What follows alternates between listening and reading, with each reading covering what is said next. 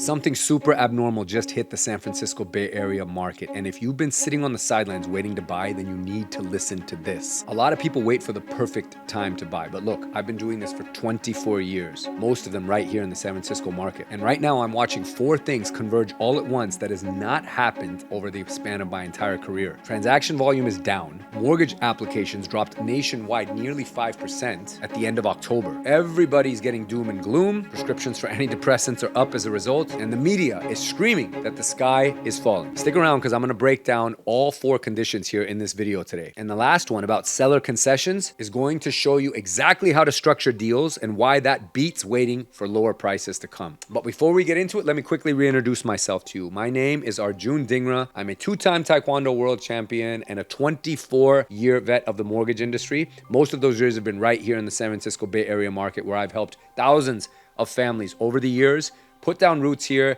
invest into income-producing properties, and if me and my team can be of any help to you, whether you want to put together a long-term plan or you're ready to do something right now, then please reach out to me at Arjun Mortgage on Instagram or my email address, arjun@lendclear.com, because we'd be honored to help you in any way that we can. Thanks for watching this channel. Make sure you like this video and subscribe to our channel so that we can reach you with more useful content like this. And let's get into today's topic. Okay, so first things first, let's talk about what's going on in the headlines versus what's actually an opportunity for you out there as a buyer, because down markets create up opportunities. So there's a little bit of a transaction paradox going on in San Francisco at the moment. Bay Area sales overall slipped just over 4% through July 2025. But San Francisco moved in the opposite direction with a 5% increase in closed deals. That's roughly 3,010 sales compared to 2,870 in the same period last year. And the September data was even more striking, with San Francisco sales up 35% year over year. Now, transaction counts in most markets in the Bay Area are down, but San Francisco is up and up sharply, which tells you that something specific is driving the city's demand and that it's also just not happening anywhere else. Now, here's the mortgage application reality. Nationally, mortgage applications decreased 4.7% through the end of October. Mortgage rates for most buyers right here in the California market are just over 6.4% for a 30-year fixed. For refinance rates, it's hit just over 6.6% for 30-year fixed products. And again, although applications nationally have been down, here in the Bay Area, we've seen a sharp uptick in applications because people are curious as to what their buying power might be or do strategic refinances like consolidating debt or pulling out equity for other investments. Now let's get into the fight between the media narrative versus the grounded truth. The media follows and tries to drive attention to economic uncertainty, rising rates, and falling applications, because bad news sells, and we've talked about that in countless videos that I've done here on this channel. But what's actually happening on the ground? You've got motivated sellers plus reduced competition plus inventory starting to build, which equals much greater negotiating leverage. Now that is a word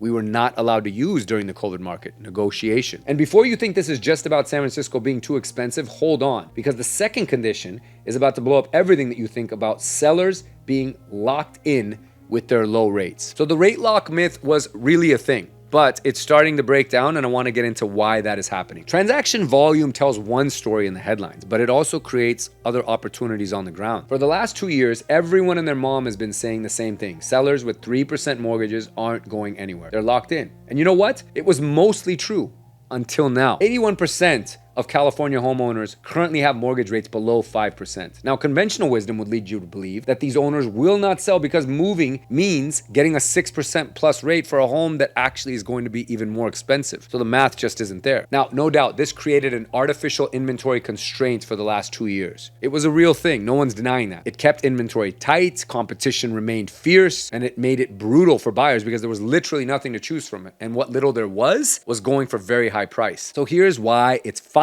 breaking down now. And it has to do with a very special 4-letter word, which is L-I-F-E, and that is life. Life events still happen, irrespective of what's going on in the broader economy or with interest rates, Jerome Powell, the White House. Life doesn't care. It keeps happening. Job losses, people getting married, people getting divorced, people having children, needing to expand, becoming empty nesters, relocating for a new job. All of these things will force a sale regardless of what's going on with interest rates. I always like to joke that nobody decides how they're going to proceed with their wedding plans based on what's going on with mortgage rates. Again, life trumps all of these things. And finally, after a few years of that actual rate lockdown, which again was true, life can't wait anymore. And that's exactly what I'm seeing now. Sellers who 12 months ago swore that they will never leave are putting their homes on the market. And one other factor has been driving this, and that is adjustable rate mortgages. There were millions of mortgages that were taken out with either 5 or 7-year fixed periods around the time of 2019. So if you do the math, many of those loans have reset. And in almost every single case, it's reset to a much higher interest rate. So if you had a very low rate and it was appealing for a while, as soon as it adjusted, it was no longer appealing, and maybe you feel you don't have to stay there or that you're trapped. Now here's a little bit more on the data that's behind everything I'm talking about. In July 2025, the San Francisco single family home market saw a 15.93% decrease in inventory year over year. There were 18.46% fewer new single family homes compared to last year. And the median days on market for a single family home in San Francisco was 14 days, while for condos, it was 48 days. So much like we saw the interest rate lockdown create inventory constraints, now it's actually helping release it. And this is creating something we haven't had in years, which is actual choice for buyers. More inventory equals more negotiating power. So you have sellers who must move, plus equally motivated sellers, which makes for a great negotiation environment. Extended days on market means that there's also more time to negotiate or strike a better deal. Gone are the days of take it or leave it offers. Those are now going to be thought of as just the COVID market days. Amateur hour is completely over if you're not working with a really good team. And if you're prepared and you come correct, again, with the right team, the right mindset, and the right numbers,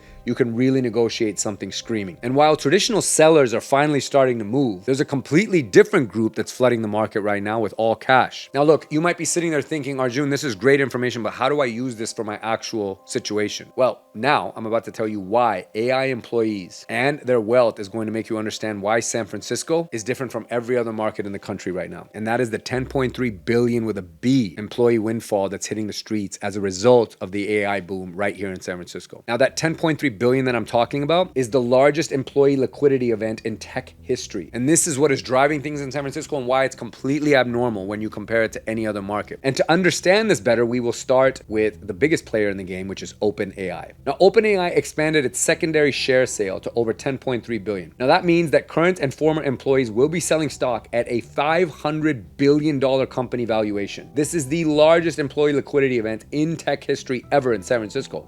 Nothing else comes close. And let me tell you this right now, because I've lived in San Francisco for 2 decades. I saw Facebook go public. I saw the Google IPO. I saw the Stripe and Databricks secondary sales. This OpenAI event is bigger than all of those combined. And all of this is hitting the real estate market, not in the future, but right now. This luxury market is setting absolute records, with more homes selling above 20 million in SF just this last year than ever before. For example, a 5,000 square foot Pacific Heights mansion that took 4 months to sell in 2017 received a full price offer on day one this year at $9.4 million.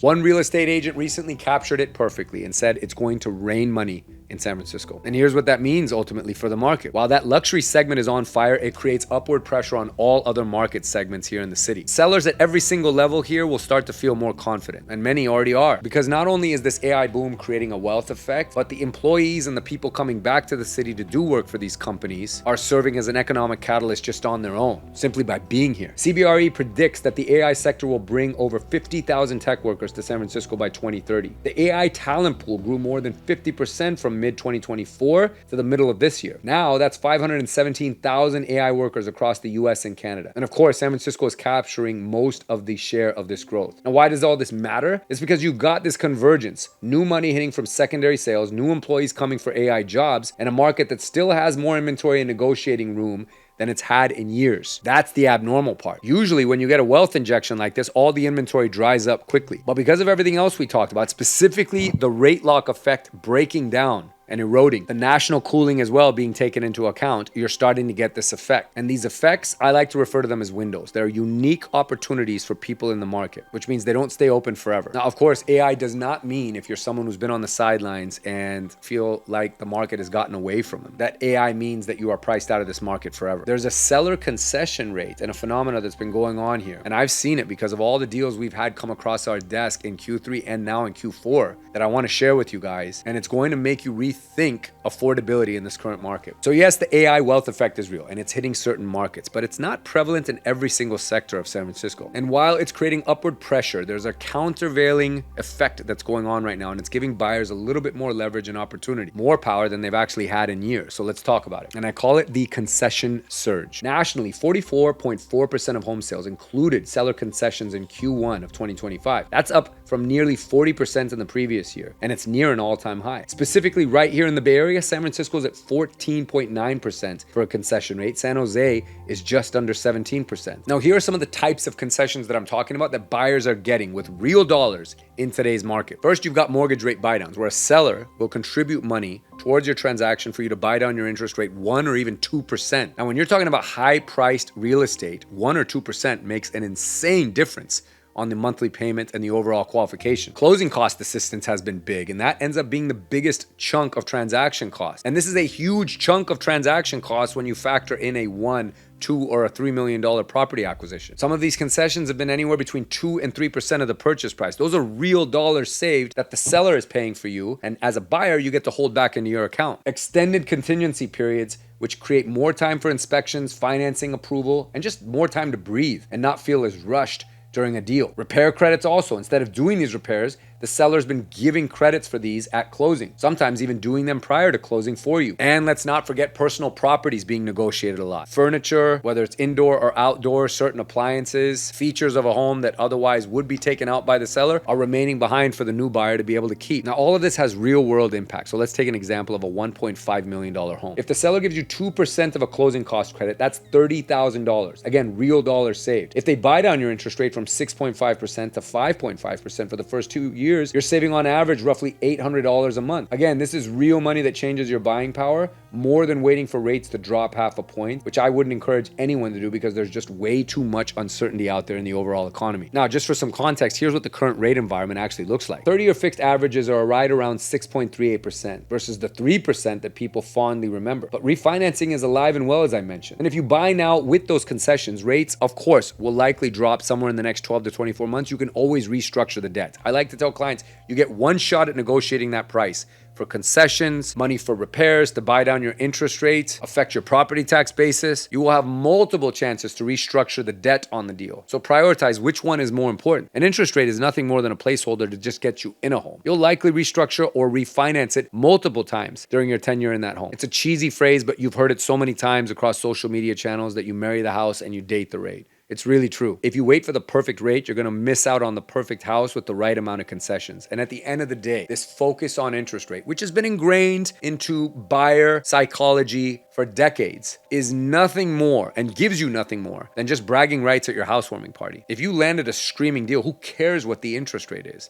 But if you got an interest rate and overpaid for the house, are you really that smart? So here's why this is all a little bit different from 2008, because some of the themes may start to ring a tune of familiarity. But what makes this different from 2008 or any other down market is that you've got this weird combination of AI wealth popping up in certain segments, while traditional market forces are creating opportunities in others. Seller concessions are near all-time highs. Negotiation is back on the table and returning to everyone's vocabulary finally. And the deal matters far more than the rate. So now let me break this down, what this means for you and where you're at specifically in your buying journey. So with everything we've covered, the interest rate lockdown, the AI boom, the concessions, the inventory, let's break out and divide who should be buying right now and who should be pausing. I would tell you, in my professional background, you should buy now if you have job security and a stable income. Look, in any market, but especially this one, if you have secure employment and your finances are solid, you have a massive advantage because fewer people can qualify at these 6+% interest rates than they could at 3%. That means less competition, and that stability is your weapon. If you've been on the sidelines for 2 years plus, if you've been striking out on deals, getting outbid, this market has shifted to favor more prepared buyers. Speed will kill, so make sure you're completely underwritten and ready to go with what I call the loaded gun, which means if you find the right property, you can take your shot on it and close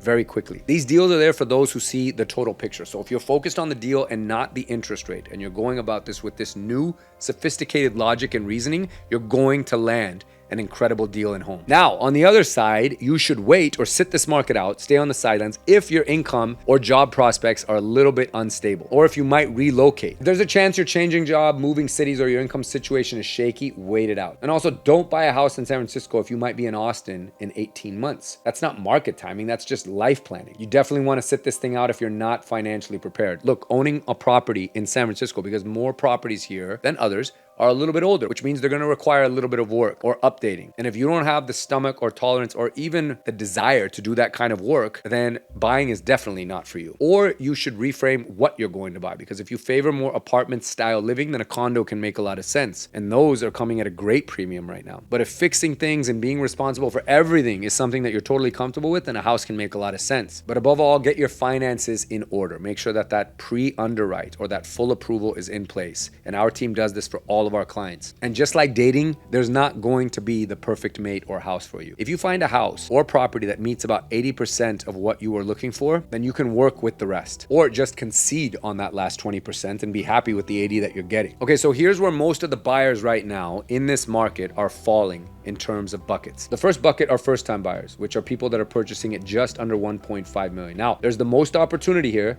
and the highest motivation comes from sellers in this space, which means you're going to get some of the better concession rate. Then there's move-up buyers, which is 1.5 million to $3 million. This is a balanced market. There's still real negotiation that's possible, but a very strong strategic approach is going to win. And then you have luxury buyers, which over here in San Francisco constitutes as anything over 3 million. Now, this is most competitive because of the AI wealth impact. You've got a lot of cash buyers still in this segment, which means you're going to need to be aggressive. And here's what all of this means tactically. If you're a first-time buyer, you should be looking at properties that have been on the market 20 plus days, making strategic offers that are 3 to 5% below the ask with concession requests. And if you're a luxury buyer, then you need to come with strength because you're competing with cash from secondary sales, which means closing very quickly and free of any contingencies is going to be a must if you want to be in the game. Now look, I get it. After years of being told, let's just wait for lower rates, this feels a little bit counterintuitive. But I can tell you, after 24 years of doing this and all the experience and deals that I've seen, the best time to buy is when you have leverage, not when rates are lowest. Okay guys, so just to wrap this up, here's what it all comes down to. 4 abnormal conditions are hitting all at once. National volume is down, but San Francisco is up 35%. Rate lock is breaking. You have 10.3 billion in AI wealth that's flooding in, and seller concessions are near all-time highs. Notice not one of those factors had anything to do with actual interest rates. That's because the rate is not the most important thing. The deal is. Now this window won't stay open. As I mentioned, windows are temporary moments. And if you wait for perfect rates, you'll miss the perfect leverage opportunity, which is right now. So if you're serious about buying in the Bay Area, make sure to reach out to me and my team either via email, arjun@lendclear.com, or via Instagram @arjunmortgage. Drop a comment and let me know which of these market conditions actually surprised you the most. And let's get out there and attack this market. Thanks for watching, guys, and we'll see you on the next video.